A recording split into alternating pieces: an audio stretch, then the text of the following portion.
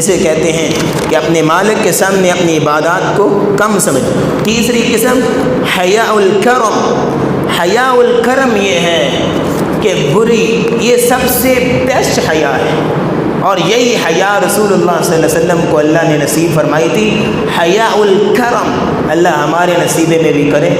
حیاء الکرم یہ ہوتا ہے کہ میں نے اپنی زبان کو برے کلمات کے لیے کھولنا ہی نہیں، جو مرضی ہو جائے میں نے یہ کام کرنا ہی نہیں ہے، اپنے آپ پہ ضد لگا لینا، اس کو حیاء الکرم کہتے ہیں۔ اپنی زبان کو انسان کھولے ہی نہ برے کلمات کے لیے۔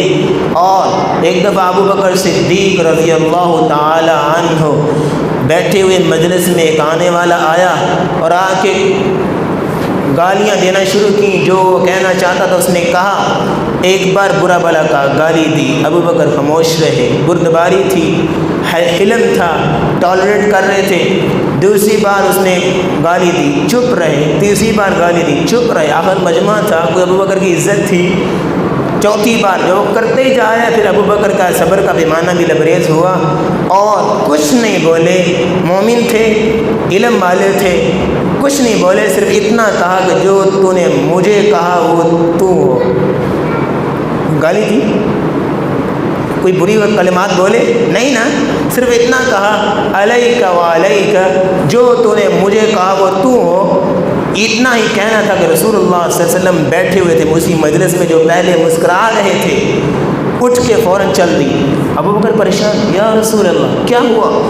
فوراً پیچھے بھاگے، یا رسول اللہ جب وہ مجھے گالیاں دے رہا تھا آپ ہنس رہے تھے، مسکرا رہے تھے، جب میں نے تھوڑا سا کوئی اپنے آپ کو دفاع کرنا چاہا ہے تو آپ اٹھ کے چلے گئے، ہوا کیا ہے، ناراض کیوں ہو گئے؟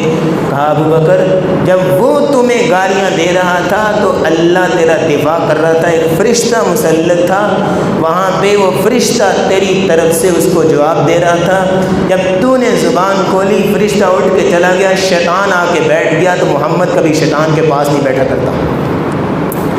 حیاء الکرم، میں نے اپنی زبان کو جو ہے وہ برے کلمات کے لیے کھولنا ہی نہیں، میں نے اپنے قدموں کو برے کاموں کی طرف لے کے جانا ہی نہیں۔ حیاء الکرم اس کو کہتے ہیں، اللہ تعالی ہمارے نصیبے میں کرے۔ چوتھی قسم ہے حیاء الحشمہ۔ حیاء الحشمہ یہ ہوتی ہے، اللہ تعالی حق بیان کرنے سے نہیں شرماتے۔